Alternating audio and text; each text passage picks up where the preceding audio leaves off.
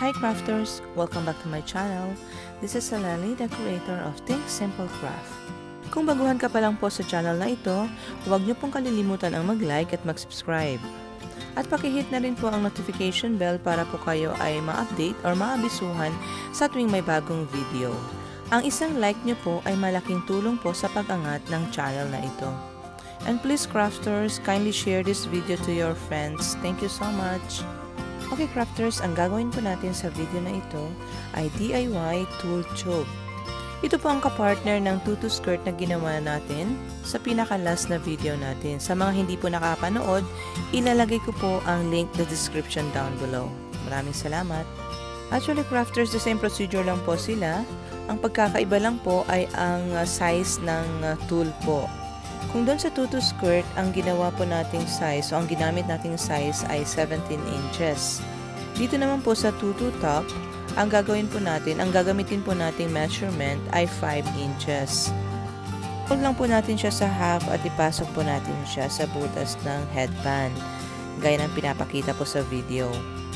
Ituloy-tuloy lang po, i-repeat lang po ang mga procedure hanggang sa mapuno po ang mga butas sa may headband. Napakasimple lang po ito gawin, napakadali lang po. At syempre, hindi po kayo gagastos ng malaki. By the way, crafters, ang size po pala ng tool na ginupit ko ay magdedepende po kung sino po ang susuot. So, gaya ng nasabi ko, dito iyan po sa project natin, ay isang 1-year-old baby po ang gagamit niyan sa pictorial or sa photoshoot namin. Gaya po ng sinabi ko, madali lang po siyang gawin. Napakabilis lang po, kailangan lang po ng konting pasensya.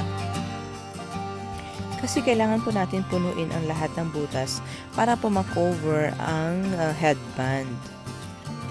Okay crafters, for those new to my channel, please don't forget to like and subscribe and kindly hit the notification bell so you will be notified every time I will post new video.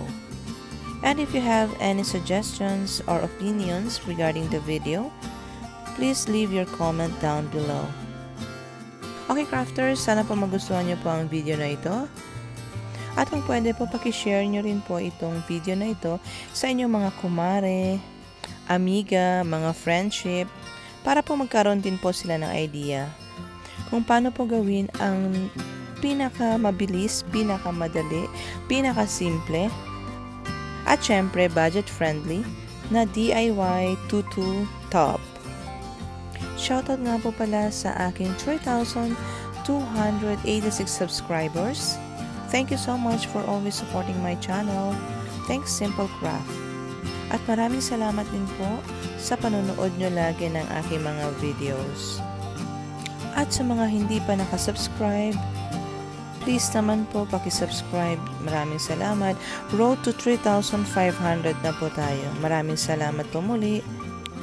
Okay crafters, happy watching. Panoorin nyo po hanggang sa dulo. Maraming salamat.